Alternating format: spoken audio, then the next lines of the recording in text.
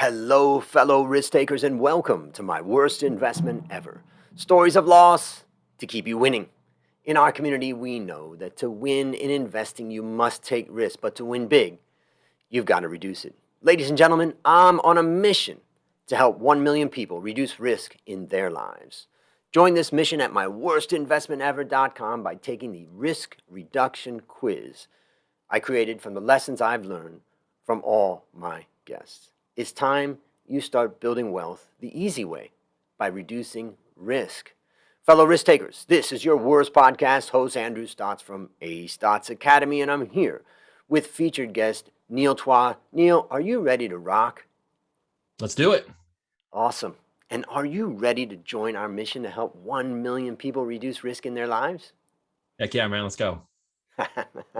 So let me introduce you to the audience. Ladies and gentlemen, Neil Twa is the founder and CEO of Voltage Digital Marketing. Don't you love that name? I love Voltage.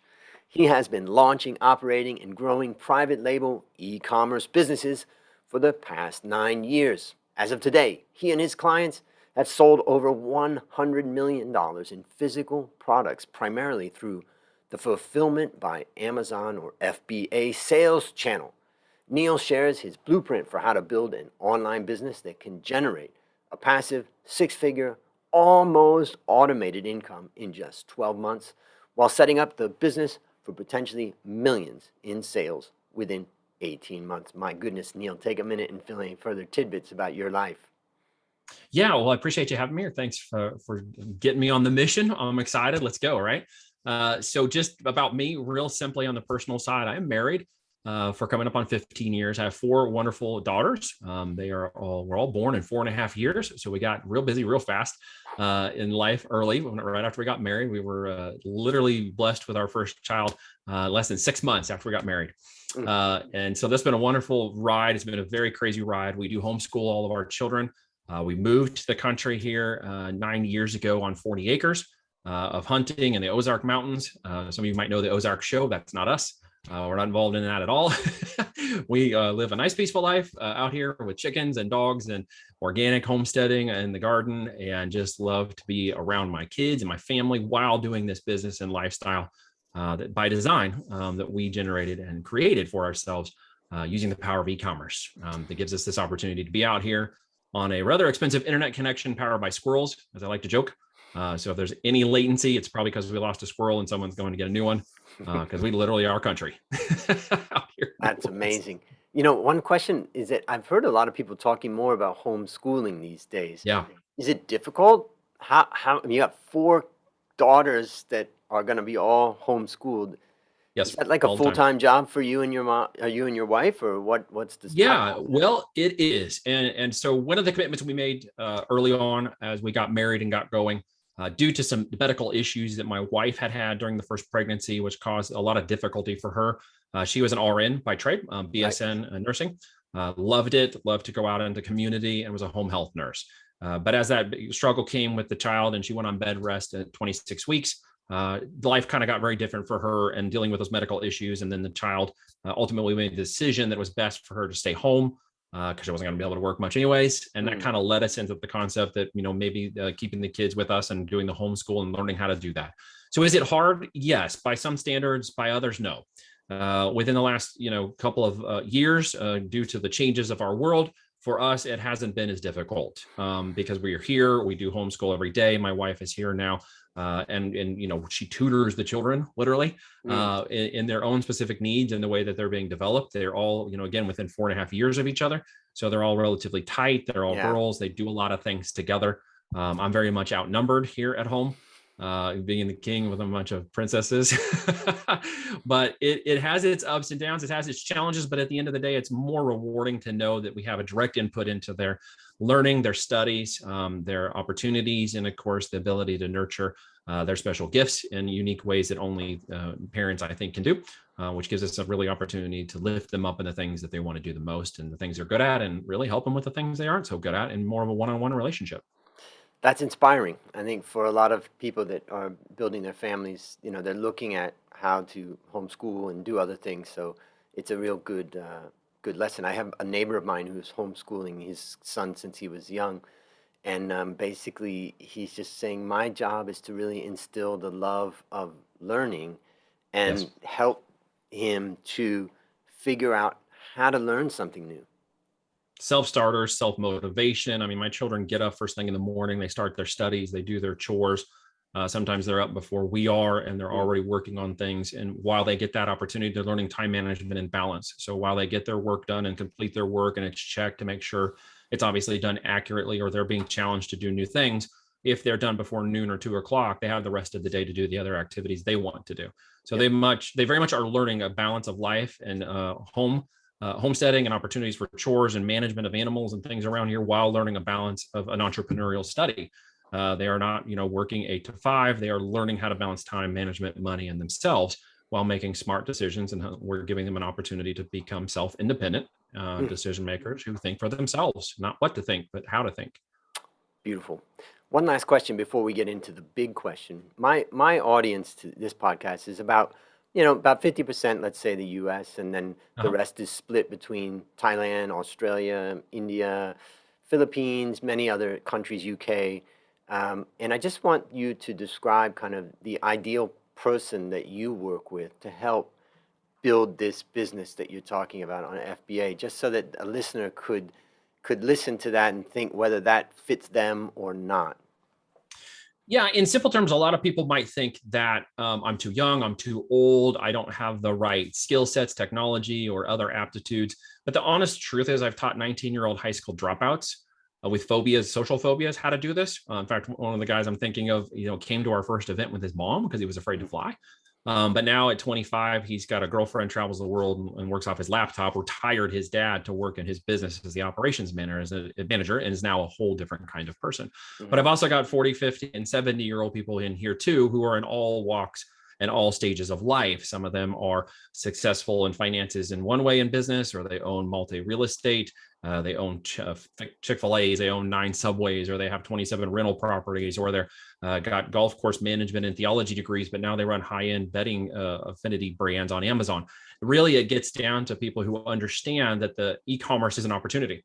That the real growth of our industry has come just recently in a big adoption curve that we all kind of experienced due to the changes in the world economy and in mandates and lockdowns and things. And many people were forced to get in and buy things online where they never, had to do that before. My parents being one of them. 67 and 79, they'd never bought anything online and didn't really like that. And, they weren't really accustomed to buying, but now they buy all the time for their phone. So they became adopters of that. And we see that as a real huge opportunity. So those who understand it, it really has to do with a process. It really has to do with understanding that you as a consumer of products and goods, once you flip that coin around and look at it from the seller perspective, you realize that you're somebody's kind of avatar. You have a brand driven affinity, and that many of the products that are sold out there come from people like us, small businesses. So why can't I? And once people kind of recognize that opportunity, they start to look and search for a way to do it. When the saying goes, when the student is ready, the mentor will appear. So typically I will find So that here you are. when people reach me, it's because they've made the choice to really consider this model.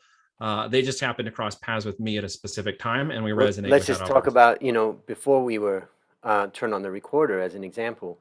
Yeah. We were talking about my business, and one of my businesses is Coffee Works, a coffee factory. And, we're not selling coffee on Amazon. And we actually have the ability. I mean, one of the things about FBA that's interesting is you break the connection between having to manufacture something. If you look back to when I was young and you had a brilliant idea, you had to manufacture it. And you Right. had to You go had to to a do a whole factory, you lot had of to work. design it, you had to all Right. this. But, Right. but we have a factory, and the first thing that you said was, are you selling on Amazon? And I said, no, we're not selling our coffee on Amazon. And right there, you and I both could see, maybe there's an opportunity. Now, I do sell four or five books on Amazon, and I sell, well, the audio of this podcast is on Audible. So I do, and I have started using Amazon a little bit more and finding that, wow, there's a huge, huge opportunity there. So, There's a big marketplace, right? And some may say, well, why Amazon? Why is that a big deal? And that's kind of arguing about which vehicle you drive. It's kind of a preference. You could drive another vehicle. That's not really the point. The point is not the mechanism. The point is the consumer. The point is meeting people where they want to buy things, right? And so we found that as we got into Amazon and started to sell, we wanted to put products in front of people. And like you just suggested, we didn't really want to go after the manufacturing. We didn't really want to continue down things we've done in the past with patents and stuff. We wanted to be able to get products in front of customers, eyeballs on the offer, as we refer to it. So that met intent. People are driving the Amazon vehicle. So we started giving them products because they were already in that vehicle. It's a mechanism for reaching the avatar. Well, that's very exciting. And I know for the listeners out there, there's plenty of people that are thinking, how do I make more money? How do I build a little business? Sure. And how do I do that with the least amount of hassle too? Like not having to set up a factory as an example. So great stuff. And now it's time to share your worst investment ever. And since no one goes into their worst investment thinking it will be, tell us a bit about the circumstances leading up to it, and then tell us your story. Yep. So my story really starts around that time when I mentioned my wife was pregnant.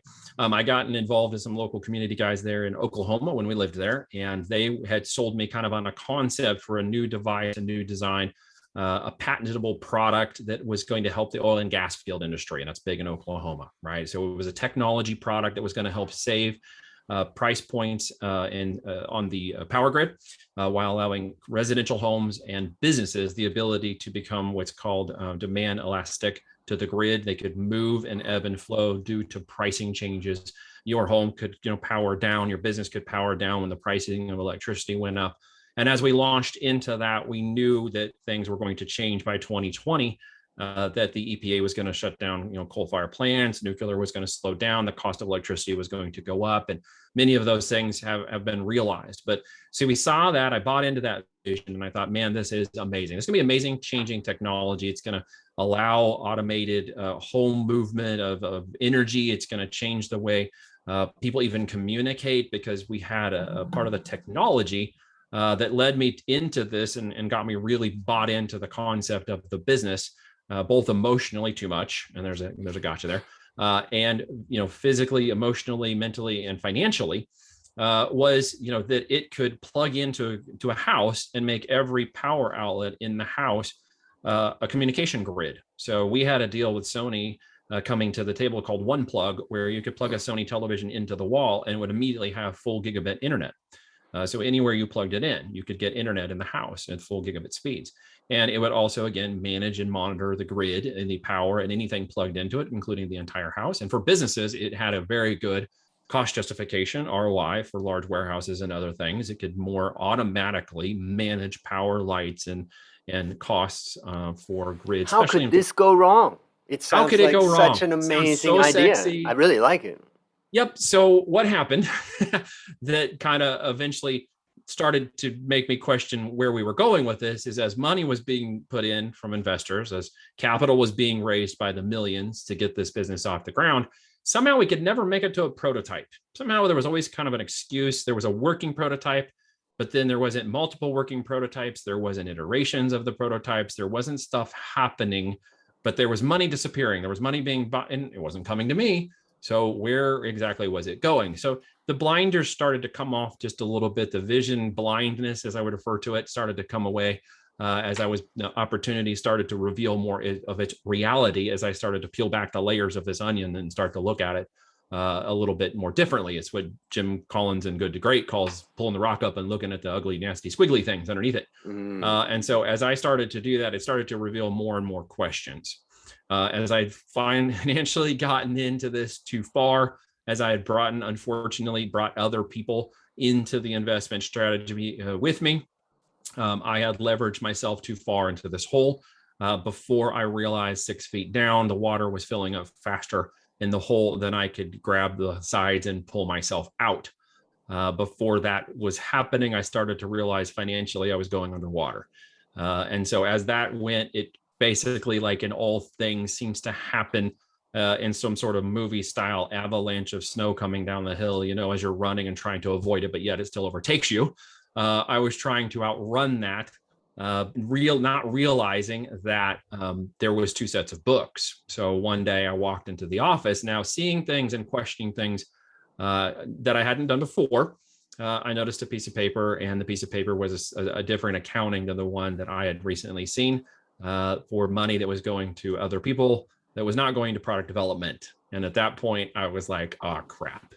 Then I realized too many things were done too far. Immediately called my lawyer. I'm not sure how much farther you want me to go because your story was about the. Okay, so I had a wife. I had small children. I had 3 small children at this point. My wife was pregnant with the other child. How do you deal with this, right? Like I felt failure. I felt betrayal. I felt shame for getting people involved. People had trusted me, and I thought this is going to be great. It really was. And I still believe $1 billion idea that is never going to see the market on amazing patented technology that no one is ever going to get access to because it literally died in all of that. Can I ask As you I about called, that when you said, yeah. when was the moment that you talked to your wife that this is falling apart? When I had to tell her that we weren't going to make next month's bills. And that it was going to be difficult to figure out what to do income wise at this point because I had to hire lawyers, I had to be indemnified, and that got costly very fast on what money was left that I didn't, basically put into the business. And waiting for payback, waiting for the launch, waiting for these things to occur. My riskometer was going off, and yet I still kept pushing forward. I just wouldn't listen. I was stubborn, maybe arrogant, and prideful, probably, and that did not make for a very good combination of common sense. So as that continued forward, the next real kicker was when my pregnant wife was standing in the doorway when the repo man came at 9 o'clock and pulled the van out of the garage, and we had no car. That was probably the lowest point in that whole complicated mess because she didn't realize that was occurring. I had kind of hid it from her, but not really hid it from her because she was pregnant and she was dealing with children, and I was kind of trying to protect her, which is not really a great excuse, but there it is. At the same time, it was a balance between, kids need food and formula at that age, or I pay for the car payment. I had to balance it out. It's just, it was a bad situation all around. In fact, I took screenshots of that and I hold it as a badge of honor now to not forget where I came from when I have a screenshot that shows $267 in my bank account. Amen. Yep. So bottom bounce. What do you want to call it? Dead cat bounce, right? So that was it was a tough time. And how did it wrap up as far as, did you get any money back, or did you just have to walk away from it all or lose it all? I had to walk in the away. legal Lawyer fees? said, yep, legal fees, indemnify yourself. You'll be lucky if after the digging you don't get investigated by the SEC if you don't get this thing done correctly. Your best bet is to personally and professionally go bankrupt. Which again, not really a great badge of honor. There are, of course, worse things in life than that, but that felt pretty bad. At that point, it felt pretty low, and a sad moment for me, for sure, because it really set me back confidence-wise as to, how could I have let this go so far? Or why didn't I pay attention? Why didn't somebody tell me something? And if somebody did tell me something, why the hell didn't I listen to it? Well, really, what was I thinking? A lot of self-deprecation, analytical, and other things went through that process, right? So how would you summarize the lessons that you learned from this experience? Well, in simply, if I had a mentor, if I'd had another person in business who may have experienced this, if I had somebody different to lean on where I could come to them and say, okay, crap, like here is my whole bad wheelbarrow full of crap. Like, how do I sort this out? If I had a mentor like that, or someone that I was willing to listen to, who was really in my face, it would have changed things. I would have stopped from walking off the cliff. Yep. That's a very valuable lesson. Maybe I'll share a few things that I took away. I've been writing notes as you've been talking. And one of the things, the last thing I wrote down the word confidence. And I think that for the listeners out there, the worst thing about losing money and about making big mistakes in our lives is that we start to lose confidence in ourselves. Correct. And that feeling of losing confidence in ourselves, I felt it when I've made mistakes, and I think everybody has felt it. And the point of this podcast is to discuss that and bring it out into the open and understand that that's just going to happen. You are going to lose confidence at that time, and people may lose confidence in you. Oh, absolutely. You will not question who your friends and family are. You'll know when you crash your ship. Many of them have no problem telling you exactly what they think, and believe it or not, some of them will simply walk away from you. Yeah. So confidence is such an important one. We don't want to be overconfident in what we do, but we also have to realize that, when we lose and it goes down, Yeah. We are going to lose confidence, but the best thing, is to be honest about what's happening and then figure out a way out of it. The second thing I wrote down was monthly financial statements. And another part of my business is what's called outsourced CFO. And basically what we do is we only really deal with companies that are a mess. Like they just can't, the CEO can't get the proper financial statements. We come in and we cut the Gordian knot and we basically rip through the company until we come up with monthly financial statements that are on time and accurate to the highest degree. And then every month we meet with our management team, actually every week or every 2 weeks, depending on the client, and we review the financial statements and we create a forecast for the next 5 months or 6 months with the management team of the company, and then we review that and revise that on a weekly basis. And then for those that want to understand what's the value of their business, then we also then move into, we've got the forecast of the business, now how do we value this business, what's it worth? So, but the key point to this, to the listeners out there, is monthly financial statements, make sure they're accurate and on time, always, in every startup. And whatever bullshit excuse comes along, reject it and say, I want monthly oh, we don't have time to close the books on a monthly basis and blah, blah, blah, blah, blah. And so that's the other thing I wrote down. And then another thing I wrote down is just product development is just hard.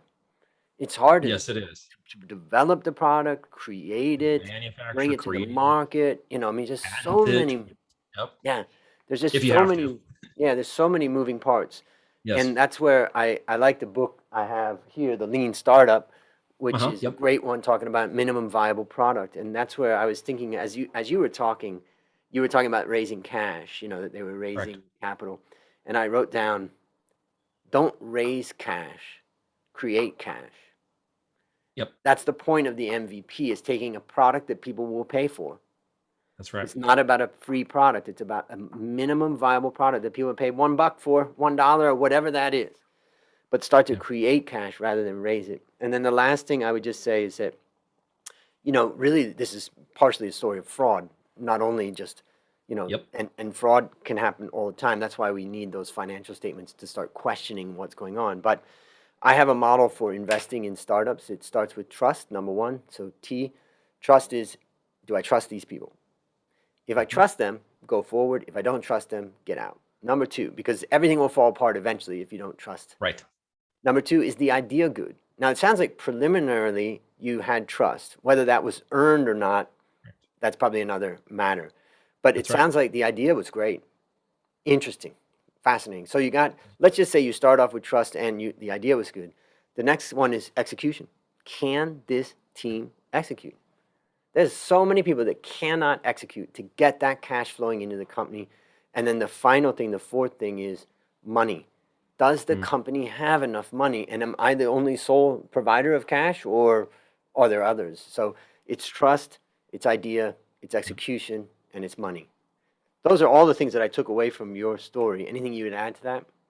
Well, in this instance, as I reevaluated, because it's always easier to look at it on the outside, a lot of new protocols and best practices were put into my personal life and professional life after that, including outsourced accounting, bookkeeping for personal finances, indemnifying myself through my own LLC that allowed that, as well as my own business finances and my partner structuring separate companies, holding companies, again, accountants and lawyers up front to ensure that all of those things are held in total transparency.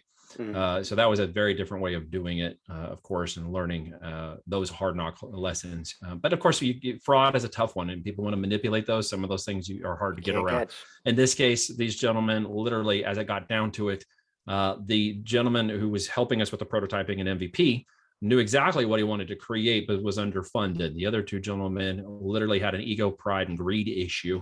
And felt that they would be irrelevant if they have literally let this go to market. So they had a confidence and a greed issue. And so they held back on literally getting it to go because they were afraid that they wouldn't have a place in the business when it grew up. So that's a tough one. Yeah. But that was some of the lessons that I learned later on, is to deal with the people and deal with the confidence of those people, as well as questioning and understanding a little bit more about who they are, and definitely crawling before you run. Which is a big one. Absolutely. So based on this story and what you continue to learn, what one action would you recommend our listeners take to avoid suffering the same fate? They're just about to put their money into this fantastic idea. It's a great idea, you know, all of that. What one action? Stop and sleep on it. And if you still feel confident about it in the morning, then you might go for it. Right. It literally slow yourself down, whatever it takes to do that. If it takes an 8-hour period of sleep or 10-hour period or timeout from anything you're doing, then do that. Just stop. Right. Time and reflection can come on you. You'll maybe even be willing to ask somebody questions when you weren't before. My biggest experience is don't make a quick decision. Got it. So let me ask you, what's one free or paid resource you've created or you've used that could benefit our listeners? You could go to my website and check out a free video that everybody is able to see. Myself and Kevin Harrington, who's a partner in my portfolios division, is on that video talking about the business model and e-commerce and what that opportunity looks like. That's a free resource. You can go check out that training, which will give you some more insights into the model of e-com and give you some insights into the ideas and learning lessons that we've had that now have been literally given us the opportunity to build great businesses. So you can go check that out, learn a little bit more about what that means. Perfect. If you're interested in learning about e-commerce. I'll be there, and I know listeners will be there too. I'll put the links to the show in the show notes to your website, which I believe is voltagedm.com. That's it. Voltagedm.com. Got it. VoltageDM. Fantastic. Well, now, last question. What's your number one goal for the next 12 months? Number one goal, continue to build and exit brands. So we've got one on deck right now that's exit. We've got 3 coming up with our builders. So in the next 12 months, I hope those do reach the maturity numbers as anticipated with their current forecast model for growth. And if they are, then those fine folks will be exiting their businesses in the next 12 to 14 months. Fantastic. Well, listeners, there you have it. Another story of loss to keep you winning. Join our mission and start building wealth the easy way by reducing risk.